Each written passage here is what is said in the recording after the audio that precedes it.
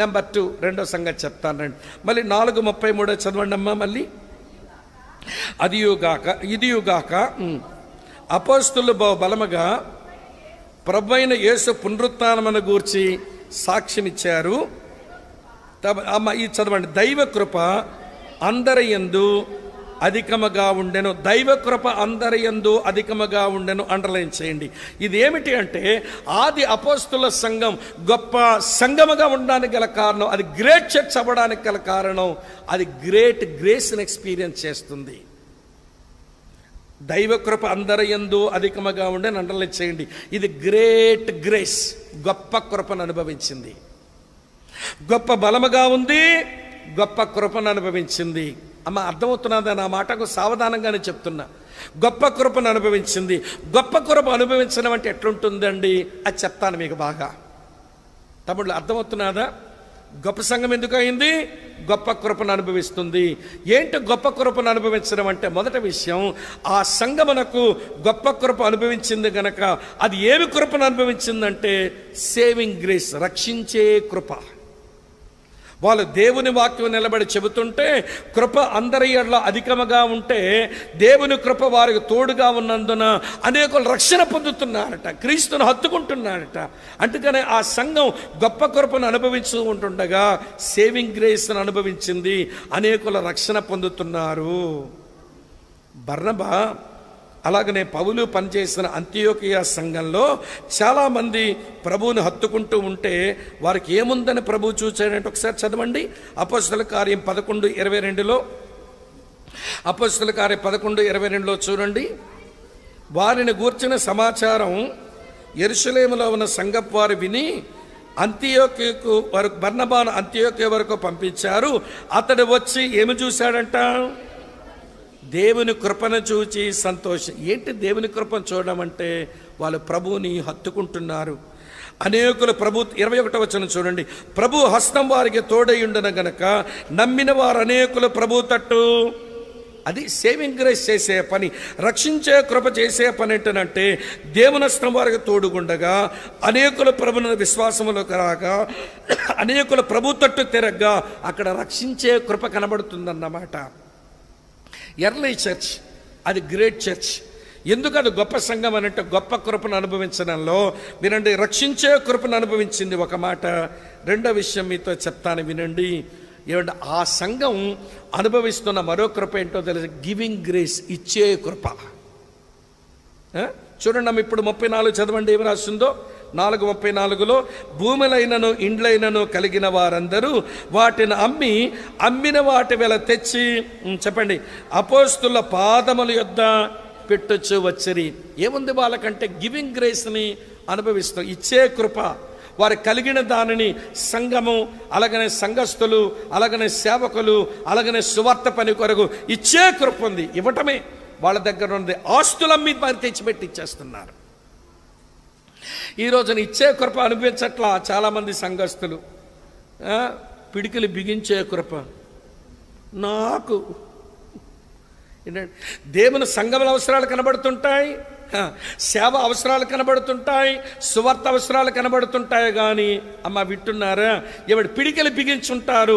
సేవ కొరకు దాతృత్వంతో ఇవ్వడం వీళ్ళు చేత కాదు. వీళ్ళు గివింగ్ గ్రేస్ ఎక్స్పీరియన్స్ అయ్యారు. ఇవ్వడం అనేది కృప అండి.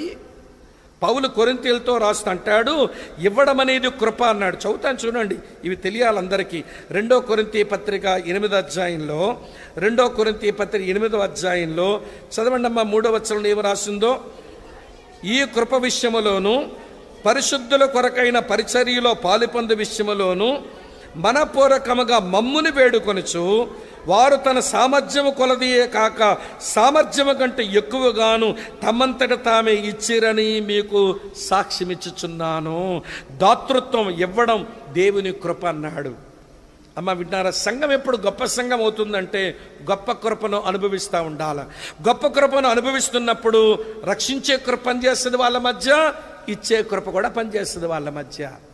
ఇప్పుడు మిమ్మల్ని అడుగుతాను, ఇచ్చే కృపను అనుభవిస్తున్న మనుషులమేనంటారా? పాత నిబంధన కాలంలో దేవుడు అన్నాడు, నేను నాదంతా మీకు ఇచ్చాను, ఎంజాయ్ చేయండి, 10వ భాగమే నాకు ఇవ్వండి అన్నాడు. ఇది ఓల్డ్ టెస్ట్మెంట్ మెథడాలజీ. న్యూ టెస్ట్మెంట్కి వచ్చే దేవుడు అంటాడు, నేను ఇచ్చిందంతా ముందు అంతా నాకు ఇచ్చి అనుదినాహారం అడుక్కొండ్రా నా దగ్గర అన్నాడు. తేడా కనబడిందా మీకు? పాత నిబంధన అంతా మనకిచ్చి దశంభాగం ఇమ్మన్నాడు. ఇప్పుడు నూతన నిబంధనలు అంతా మనకున్నది ఆయనకి ఇచ్చేసి అనుదినాహారం అడుక్కోమంటున్నాడు. ఎప్పుడు వస్తాం ఆ స్థాయికి?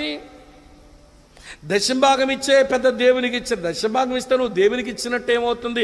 అది దేవునికి ఇచ్చావు, దాన్ని మించేమైనా ఇచ్చావా? దానికి మించేమైనా ఇవ్వగలిగావా? అమ్మా, అర్థమవుతుంది నేను చెప్పే మాట. దేవుని సంఘం, దేవుని మందిరం, దేవుని యొక్క సేవ, దేవుని యొక్క సేవకులు, ఈ అవసరాలు మనకు కనబడుతున్నప్పుడు ఇచ్చే కృప అనుభవించే సంఘమే గొప్ప కృపను అనుభవిస్తుంది. అలాంటి గొప్ప కృపను అనుభవించే సంఘమే గొప్ప సంఘం అవుతుంది. అమ్మా, వింటున్నారా? మా దగ్గర ఒక ఆయన ఆరంభంలో సైకిల్ మీద ఇలాంటి చేపలు, ప్లాస్టిక్ బకెట్లు, తర్వాత ఇవన్నీ ప్లాస్టిక్ వస్తువులు, రోల్డ్ గోల్డ్ సామాన్లు పట్టుకొని అతను రోడ్ల మీద, బండి మీద పోయి అమ్ముకునేవాడు. రోడ్ల మీద పోయి అమ్ముకునేవాడు. చిన్న చిన్నగా చిన్న వ్యాపారం, ఇప్పుడు పెద్ద వ్యాపారం ఏం కాదు, చిన్న వ్యాపారమే. కానీ మేము దేవుని మందిరం కొరకు స్థలం కొన్నాము. అది ఒక 63 లక్షల రూపాయలు ఆ రోజుల్లో. తర్వాత మందిరం కట్టడానికి పూనుకున్నాము. సుమారు 1,30,00,000 రూపాయలు దానికి ఖర్చు అవుతున్నది. వినండి ప్రియులారా, ఒక్కరోజు కూడా దేవుని మందిరం నిలబడి ఇంత పెద్ద పని తలపెట్టామో కానుకివ్వండి అని చెప్పే పని ఎప్పుడు నేను చేయలేదు. చెప్పే అవసరం రాలా. అందరూ దేవుని పని కొని ఇస్తుంటే మళ్ళీ చెప్పే పని నాకెందుకు ఉంటుంది? నేను ఎప్పుడు చెప్పలేదు. కానీ ఆ వ్యాపారస్తుడు ఈ చేపలు, బకెట్లు, ఆరంభంలో దుప్పట్లు అమ్ముకునే ఈ సహోదరుడు, అతను ఒక్కడే మందిర పని కొరకు ఇచ్చిన డబ్బు అన్నీ రాశాను, ఎవరిచ్చినవన్నీ రాశాను. ఆయన ఒక్కడే ఇచ్చినవే 18 లక్షలు ఇచ్చాడండి. 18 lakhs ఇచ్చాడు. నాకు అనిపిస్తుంది దేవుడు, వినండి, హెబ్రీ 6:10 అన్నాడు, ఏమన్నాడు? పరిశుద్ధుల పరిచర్యలో మీరు చేసిన దాన్ని మరచుటకు నేను అన్యాయస్తును కాదు అన్నట్టుగా దేవుడు అన్యాయం చేయలా. ఒక విషయం చెప్పనా? ఈ భారతదేశంలో ఎవరైనా ఇంటర్నేషనల్ ప్లేయర్ అవ్వాలంటే, అంతర్జాతీయ క్రీడాకారుడు అవ్వాలంటే, అయితే వాడు వర్మైన అయి ఉండాలా, లేకపోతే వాడు శర్మైన అయి ఉండాలా, లేకపోతే వాడు మిశ్రైన అయి ఉండాలా. వర్మ అంటే క్షత్రియుడు, శర్మ అంటే బ్రాహ్మణుడు, మిశ్ర అంటే ఆర్యవైశ్యుడైన అయి ఉండాల. అది కాస్త ఏ గుజరాతో లేకపోతే ఉత్తరప్రదేశో అయి ఉండాలి. ఏపీ వాడికి ఏం దొరుకుద్ది భాగ్యం? మీకు అర్థమవుతుంది అనుకుంటాను. కానీ వీళ్ళ అబ్బాయి Chaitanya international shuttle badminton player అయినాడు. వాడు థాయిలాండ్, జపాన్, ఎక్కడెక్కడికో పోయి ఆడేవాడు అయ్యాడు. వాడు పెద్ద షటిల్ బ్యాడ్మింటన్ ప్లేయర్ అయ్యాడు. అతను ఎప్పుడైతే ఇంటర్నేషనల్ గేమ్స్ ఆడడం మొదలుపెట్టాడో, వినండి, ఆ బ్యాంక్ కూడా వస్తాడు ఉద్యోగం ఇస్తానని, ఈ బ్యాంక్ కూడా వస్తాడు ఉద్యోగం ఇస్తాడని. చివరి బ్రదర్, వీడికి చాలా ఉద్యోగాలు వస్తున్నాయి, ఎందులో జాయిన్ చేయమంటారంటే వాడు ఆడుకోవడానికి అనువుగా ఉండేది, వాడు ఎదగడానికి అవకాశం ఉండేది, రైల్వేలో బాగుంటుంది బ్రదర్, రైల్వేలో వస్తే పెట్టండి అంటే రైల్వే ఉద్యోగం వచ్చింది. ఇప్పుడు రైల్వే ఎంప్లాయీ అన్నాడు. అసలు బీబీఏ చదువుకున్న ఒక అమ్మాయికి టీసీఎస్లో సాఫ్ట్వేర్లో ఏమన్నా అంత పొజిషన్ ఎక్కడ వస్తుంది? వీళ్ళ అమ్మాయికి వచ్చింది. ఆయన అంటాడు, దేవుడు రుణపడి ఉండలేదండి. దేవుని మందిర సేవ కొరకు ఏదో చేతనైంది నేను చేస్తే దేవుడు నా పిల్లల్ని ఎక్కడ తీసుకెళ్ళి పెట్టాడండి? మనకి అలాగ దేవునితో కార్యాలు చేయించుకోవడం రాక, దేవుని మందిరంలో అవసరాలు కనబడతాయి, దేవుని యొక్క సేవకుల అవసరాలు కనబడతాయి, దేవుని సువార్త పనుల అవసరాలు. గివింగ్ గ్రేస్ ఏది? అది ఎక్స్పీరియన్స్ చెయ్యమేంటి? గొప్ప కృపను అనుభవించిన సంఘమే గొప్ప సంఘం అండి. గొప్ప బలము కలిగిన సంఘమే గొప్ప సంఘం అండి. బిల్డింగులు పెద్దవైతే కాదు, జనం ఎక్కువ పోగైతే కాదు. అందుకే రోగాలు ముందే చెప్పేశాను మీకు. అమ్మ, వింటున్నారా? 2